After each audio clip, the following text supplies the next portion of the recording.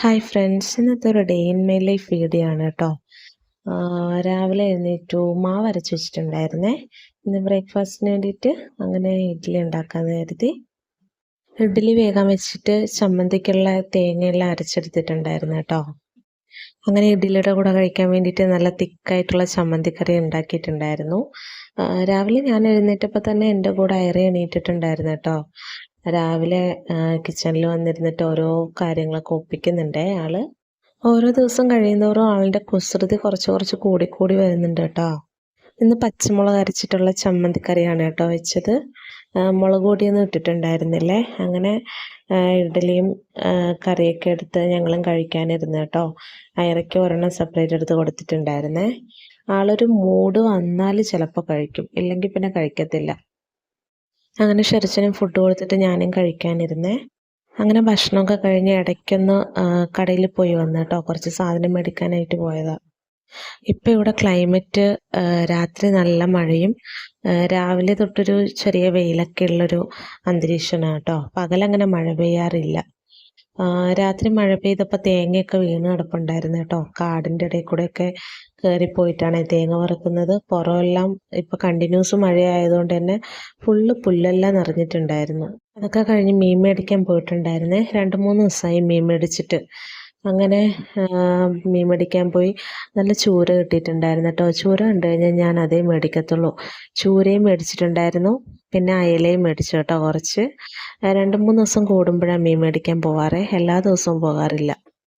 കഴിക്കാൻ ലേസ് കിട്ടിയ സന്തോഷത്തിലാണ് കേട്ടോ അയറ. ഇപ്പോൾ എല്ലാ ദിവസവും വൈകുന്നേരമാണ് കേട്ടോ ഡ്രസ്സൊക്കെ വാഷ് ചെയ്യുന്നത്. അപ്പോൾ ഇന്നലെ അലക്കി വെച്ച ഡ്രസ്സായിരുന്നു ഇതെല്ലാം. ഇന്നലെ വൈകുന്നേരം മഴയായതുകൊണ്ട് തന്നെ ഒന്നും വിരിച്ചിടാൻ പറ്റിയിട്ടുണ്ടായിരുന്നില്ല. അപ്പോൾ ഇന്ന് രാവിലെ കുറച്ച് വെയിൽ വരുന്നുണ്ടേ. അങ്ങനെ ഡ്രസ്സെല്ലാം പെറുക്കി വെയിലത്തൊക്കെ ഇട്ടു. അയറ് ഇടയ്ക്കിടയ്ക്ക് തന്നെ ഓരോരോ ഡ്രസ്സ് മാറും കേട്ടോ. അതുകൊണ്ട് തന്നെ ഓരോ ദിവസം അലക്കാൻ കുറേ ഡ്രസ്സ് ഉണ്ടാവും. രാവിലെ തൊട്ടുള്ള പാത്രങ്ങളൊക്കെ കുറച്ച് കഴുകാനുണ്ടായിരുന്നു കേട്ടോ, ഭക്ഷണം കഴിച്ചത് അങ്ങനെയൊക്കെ. അങ്ങനെ ഡ്രസ്സൊക്കെ വിരിച്ചിട്ട് കഴിഞ്ഞിട്ട് വന്ന് അതെല്ലാം കഴുകി വൃത്തിയാക്കി കിച്ചണൊക്കെ ക്ലീൻ ചെയ്തു കേട്ടോ. അപ്പോഴത്തേക്ക് ഒരു സമയം ഉച്ചയ്ക്കൊരു 12 മണിയെല്ലാം ആയിട്ടുണ്ടായിരുന്നേ. അങ്ങനെ രാവിലെ കടയിൽ പോയപ്പോൾ വാങ്ങിയ നൂഡിൽസ് ഉണ്ടായിരുന്നു കേട്ടോ.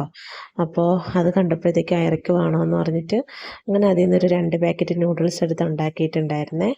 എൻ്റെ കൂടെ തന്നെ കൂടിയിട്ട് നൂഡിൽസ് ഇടാനും അതിൻ്റെ പൊടിയെല്ലാം ഇടാനൊക്കെ ഭയങ്കര ഇൻട്രസ്റ്റാണ് കേട്ടോ പുള്ളിക്കാരിക്ക്. രാവിലെ തൊട്ടേ എൻ്റെ അടുത്ത് ഇങ്ങനെ കിച്ചണിൽ വന്നിരിക്കുന്നത് കൊണ്ട് തന്നെ ആൾക്ക് കിച്ചണിലെ പരിപാടിയൊക്കെ ചെയ്യാൻ ഭയങ്കര ഇഷ്ടമാണ്.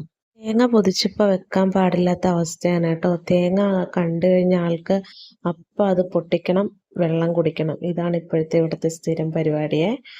അതുകൊണ്ട് തന്നെ തേങ്ങ കിച്ചണിൽ കണ്ടു കഴിഞ്ഞാൽ അത് എടുത്തുകൊണ്ട് എൻ്റെ പുറകെ നടക്കും. അത് പിന്നെ പൊട്ടിച്ച് കൊടുത്താലേ ആൾക്ക് സമാധാനമാവത്തുള്ളൂ.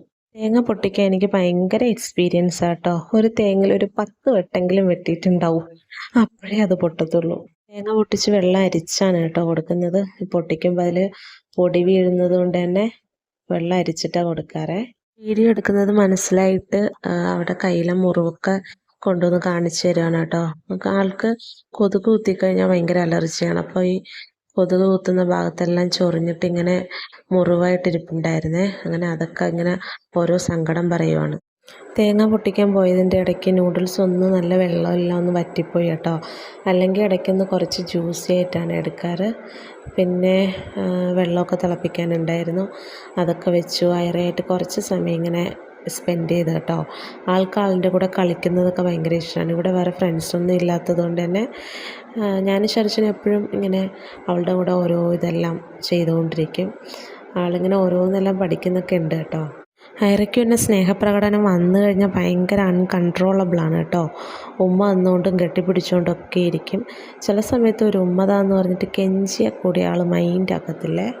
ആൾക്ക് ചില കാര്യങ്ങൾക്കൊക്കെ ഭയങ്കര പ്രിഫറൻസ് ഉണ്ട് കേട്ടോ.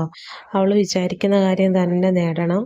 അവൾക്ക് കഴിക്കാൻ അവൾ ഇന്നതിങ്ങനെ ഓരോന്ന് കാണിക്കും, ഇതാണോ ഇതാണോ എന്നെല്ലാം ചോദിക്കുമ്പോൾ അവൾ ഉദ്ദേശിക്കുന്നതല്ല നമ്മൾ കൊടുക്കുന്നതെങ്കിൽ തിരിച്ചിട്ടിട്ട് പോകും കേട്ടോ. അവൾക്കത് കിട്ടുന്നത് വരെ ഇങ്ങനെ ചോദിച്ചുകൊണ്ടേയിരിക്കും. നൂഡിൽസൊക്കെ സ്വന്തമായിട്ട് ഫോർക്ക് ഉപയോഗിച്ച് തന്നെ കഴിക്കുന്നുണ്ട് കേട്ടോ. ട്രൈ ചെയ്യുന്നുണ്ട് ആൾ. അങ്ങനെ നൂഡിൽസൊക്കെ കഴിച്ച് കഴിഞ്ഞിട്ട് മാവരയ്ക്കാനുണ്ടായിരുന്നേ. അരി ഉഴുന്നും വെള്ളത്തിലിട്ടിട്ടുണ്ടായിരുന്നു കേട്ടോ. അങ്ങനെ ആഴ്ചയിൽ ഒരിക്കലൊക്കെയാണ് കേട്ടോ മാവരച്ച് വയ്ക്കാറ്.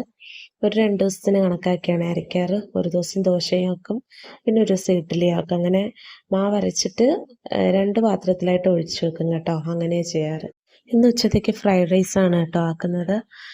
1, 2 തവണ ആക്കിയപ്പോൾ ഒരുവിധം റെഡിയായി വന്നിട്ടുണ്ടായിരുന്നു കേട്ടോ. അങ്ങനെ ആ ഒരു സാറ്റിസ്ഫാക്ഷനിൽ ഞാനിന്ന് ഫ്രൈഡ് റൈസ് ആക്കാമെന്ന് കരുതി കേട്ടോ. അങ്ങനെ കുക്കറിലിങ്ങനെ തുറന്ന് വെച്ചിട്ട് തന്നെയാണ് കേട്ടോ അതിൻ്റെ ചോറ് വെക്കുന്നത്.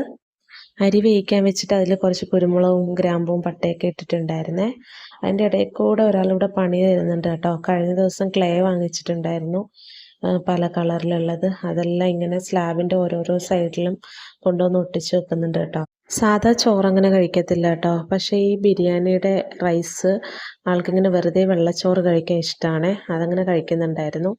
പിന്നെ കുറച്ച് പപ്പടവും കൂടെ വറുത്തെടുത്തിട്ടുണ്ടായിരുന്നു കേട്ടോ. അങ്ങനെ പപ്പടവും കൂടെ വെച്ച് കൊടുത്തു. അവളിങ്ങനെ വെജിറ്റബിൾസ് ഒന്നും ആഡ് ചെയ്ത് കഴിഞ്ഞാൽ പിന്നെ ചോറ് കഴിക്കത്തില്ല. അതുകൊണ്ട് തന്നെ അവൾക്ക് പപ്പടവും കൊടുത്ത് കുറച്ച് ചോറങ്ങനെ അവൾ കഴിച്ചു കേട്ടോ. കഴിഞ്ഞ ദിവസം നമുക്ക് നല്ലൊരു പണി ആൾ തന്നിട്ടുണ്ടായിരുന്നേ. ഫ്രിഡ്ജിലൊരു 20 മുട്ട പാത്രത്തിൽ മേടിച്ചുകൊണ്ട് വെച്ചിട്ടുണ്ടായിരുന്നു. അത് മുഴുവനോടെ വലിച്ച് തറയിലിട്ടു. അങ്ങനെ പൊട്ടിയതെല്ലാം സെപ്പറേറ്റ് എടുത്ത് ഇങ്ങനെ ഒഴിച്ച് പാത്രത്തിൽ വെച്ചിരുന്നതാണ് കേട്ടോ. അതിൽ നിന്ന് കുറച്ചെടുത്തുനിന്ന് ഫ്രൈഡ് റൈസിന് സെപ്പറേറ്റ് മുട്ടയാക്കാമെന്ന് കരുതി. ആദ്യം വെജ് ഫ്രൈഡ് റൈസാണ് ആക്കാൻ ഉദ്ദേശിച്ചത്. പിന്നെ ഇങ്ങനെ മുട്ട ഉള്ളത് കൊണ്ട് തന്നെ കുറച്ച് മുട്ട ഇങ്ങനെ സെപ്പറേറ്റ് സ്ക്രാമ്പിൾ ചെയ്ത് എടുക്കാമെന്ന് കരുതി. പാത്രം നേരെ തന്നെ താഴെ വീണതുകൊണ്ടാട്ടോ മുട്ടയെല്ലാം കിട്ടിയത്. അല്ലെങ്കിൽ എല്ലാം ഒഴിവാക്കേണ്ടി വന്നേനെ. ഭാഗ്യത്തിന് തറയിൽ പോയില്ല. പക്ഷേ പാത്രത്തിൻ്റെ ഉള്ളിൽ വെച്ച് തന്നെ എല്ലാം പൊട്ടിപ്പോയിട്ടുണ്ടായിരുന്നേ. ഫ്രൈഡ് റൈസിനുള്ള വെജിറ്റബിൾസൊക്കെ നല്ല ഭംഗിയിൽ കട്ട് ചെയ്ത് വെച്ചിട്ടുണ്ട് കേട്ടോ. ഇങ്ങനെ നല്ല ഭംഗിയിലെല്ലാം ആക്കുന്നത് ഭയങ്കര ഇഷ്ടമാണ്. അങ്ങനെ സെപ്പറേറ്റ് എണ്ണ ചൂടാക്കിയിട്ട് ആദ്യം കുറച്ച് വെളുത്തുള്ളി ഇഞ്ചിയും പച്ചമുളകും അരിഞ്ഞിട്ടതൊന്ന് ജസ്റ്റ് ഒന്ന് ഫ്രൈ ആക്കി കേട്ടോ. അത് കഴിഞ്ഞിട്ട് കട്ട് ചെയ്ത് വെച്ച വെജിറ്റബിൾസൊക്കെ ഓരോരോ ഐറ്റംസ് ആയിട്ടിട്ട് ജസ്റ്റ് ഫ്രൈ ആക്കി എടുത്തിട്ടുണ്ടായിരുന്നേ. ഒരു നല്ല ഹൈ ഫ്ലെയിമിൽ വെച്ചിട്ട് ഒരു 2 മിനിറ്റ് ഒന്ന് കുക്ക് ചെയ്തെടുത്തിട്ടുണ്ടായിരുന്നുള്ളൂ കേട്ടോ. പിന്നെ കുറച്ച് ആവശ്യത്തിന് കുറച്ച് കുരുമുളക് പൊടിയാണേ. കുരുമുളക് പൊടിയും ഉപ്പും കൂടെ ആഡ് ചെയ്തിട്ട് അതിലോട്ട് ഇങ്ങനെ വാർത്ത് വെച്ചിരുന്ന ബിരിയാണി റൈസ് അതിലോട്ട് ആഡ് ചെയ്ത് കൊടുത്തിട്ട് മിക്സാക്കി എടുത്തിട്ടുണ്ടായിരുന്നു. ലാസ്റ്റ് കുറച്ച് മല്ലിയിലയും കൂടെ ആഡ് ചെയ്യുന്നുണ്ട്. അങ്ങനെ നമ്മുടെ ഇന്നത്തെ ഫ്രൈഡ് റൈസ് നല്ല അടിപൊളിയായിട്ട് കിട്ടിയിട്ടുണ്ടായിരുന്നു കേട്ടോ. എല്ലാ ദിവസവും ഇങ്ങനെ പെർഫെക്റ്റായിട്ട് കിട്ടാറില്ലേ. ഇടയ്ക്കൊന്ന് റൈസ് നല്ല വെന്ത് പോകുമ്പോഴത്തേക്കും എല്ലാം പാളിപ്പോകും കേട്ടോ. റൈസിലാണ് കാര്യം.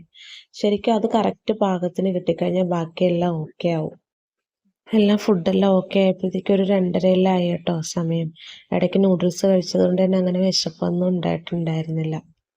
അങ്ങനെ ഞങ്ങൾ ഭക്ഷണമൊക്കെ കഴിച്ചൊരു ഉറക്കമൊക്കെ ഉറങ്ങി എഴുന്നേറ്റ് കേട്ടോ.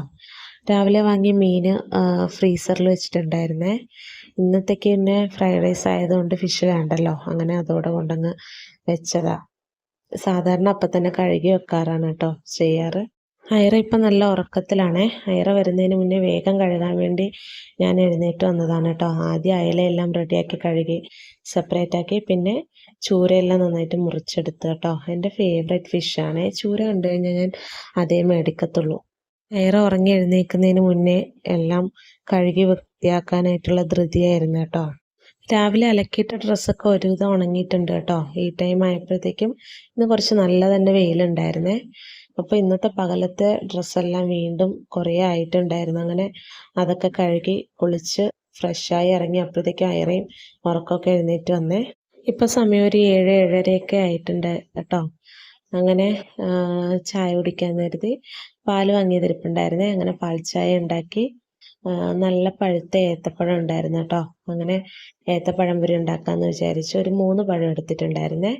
അതെല്ലാം മുറിച്ച് വെച്ചു. ഈ മാവ് കലക്കലൊക്കെ ഐറയുടെ സ്ഥിരം ഹോബിയാണ്. പിന്നെ കുറച്ചൊക്കെ ഡ്രസ്സിലും സ്ലാബിലും ഒക്കെ ആക്കി എനിക്ക് പണി തരുമ്പോഴത്തേക്കും ഞാൻ പതിയെ ഓട്ടിച്ചു വിടാറാണ് കേട്ടോ ചെയ്യുന്നത്. പിന്നെ ചായ ഒഴിക്കുമ്പോഴത്തേക്കും ഇടയ്ക്കൊരു ഈയാമ്പറ്റ വന്നിട്ടുണ്ടായിരുന്നു കേട്ടോ. ആൾക്ക് അങ്ങനത്തെ കുഞ്ഞു കുഞ്ഞു ഐറ്റംസിനെയൊക്കെ നല്ല പേടിയാണ്. ഇങ്ങനെ സ്നാക്സൊക്കെ ഉണ്ടാക്കുമ്പോഴത്തേക്കും നല്ല പെർഫെക്റ്റായിട്ട് കിട്ടുമ്പോൾ ഭയങ്കര സന്തോഷമാണ് കേട്ടോ. അത് മറ്റുള്ളവർ കഴിക്കുന്നത് കാണുമ്പോഴും എല്ലാം നന്നായിട്ട് വന്നല്ലോ എന്ന് ആലോചിക്കുമ്പോൾ നല്ലൊരു സാറ്റിസ്ഫാക്ഷനാണ്. അതുകൊണ്ട് തന്നെ ഇങ്ങനത്തെ സ്നാക്സ് ഐറ്റംസൊക്കെ ഉണ്ടാക്കാനും ഇഷ്ടമാണ്. ഇടയ്ക്കൊക്കെ ഫ്ലോപ്പ് ആവാറുണ്ട് കേട്ടോ. അങ്ങനെ ഇന്നത്തെ പഴംപൊരിയും എല്ലാം നന്നായിട്ട് കിട്ടിയിട്ടുണ്ടായിരുന്നേ. ചൂടോടെ ആക്കി വെച്ചത് ഇടയ്ക്കൂടെ ഒന്ന് ചെറുച്ചെടുത്ത് കഴിക്കുന്നുണ്ടായിരുന്നേ. എടുത്തപ്പോഴത്തേക്ക് നല്ല ചൂടായിട്ട് അങ്ങനെ തിരിച്ചു വെച്ചിട്ട് പോയി. അങ്ങനെ പഴംപൊരിയൊക്കെ ഉണ്ടാക്കി കഴിഞ്ഞിട്ട് അവസാനം ഐറയ്ക്ക് വേണ്ടി കുറച്ച് സ്പെഷ്യലായിട്ട് ഉണ്ടാക്കി കേട്ടോ. ലാസ്റ്റ് ഇങ്ങനെ പഴമില്ലാതെ ലാസ്റ്റ് കുറച്ച് മാവ് ഇങ്ങനെ വട്ടത്തിൽ റൗണ്ടിന് ഇങ്ങനെ കുറച്ച് കുറച്ചായിട്ട് എടുത്തൊഴിച്ചിട്ട് അവൾക്കിങ്ങനെ കുറച്ചുണ്ടാക്കി കൊടുത്തിട്ടുണ്ടായിരുന്നേ. അതിങ്ങനെ ബജി ഐറ്റംസും അങ്ങനെയൊക്കെ ഓരോന്നിന് മാവ് കലക്കുമ്പോൾ കുറച്ച് കൂടുതൽ കലക്കും കേട്ടോ. എന്നിട്ട് ലാസ്റ്റ് ഇങ്ങനെ കുറച്ച് മാവ് മാത്രം എടുത്തൊഴിച്ച് അങ്ങനെ ഉണ്ടാക്കും. അത് അവൾക്ക് ഭയങ്കര ഇഷ്ടമാണ് കേട്ടോ. അവളിങ്ങനെ പെറുക്കി പെറുക്കി ഇടയ്ക്കിടയ്ക്ക് ഓരോന്നെടുത്തങ്ങ് കഴിച്ചോളും. ഇതിങ്ങനെ ഓരോന്നോരോന്ന് പെറുക്കി പെറുക്കി പ്ലേറ്റിൽ വെക്കുന്നുണ്ടേ. പക്ഷെ ഇതെല്ലാം ഒന്നും കഴിക്കത്തൊന്നും ഇല്ല കേട്ടോ. ഇന്നത്തെ പഴംപൊരിയിൽ മൈദ മാവ് കുറച്ച് കൂടിപ്പോയി കേട്ടോ. അതുകൊണ്ട് നല്ല വെള്ള കളറായിട്ടാണ് ഉള്ളത്. അപ്പോൾ ഇന്നത്തെ വീഡിയോ ഞങ്ങളുടെ ചായ കുടിയോടുകൂടി അവസാനിക്കുകയാണ് കേട്ടോ. അടുത്ത വീഡിയോ ആയിട്ട് കാണുന്നവരേക്കും എല്ലാവർക്കും ബൈ ബൈ.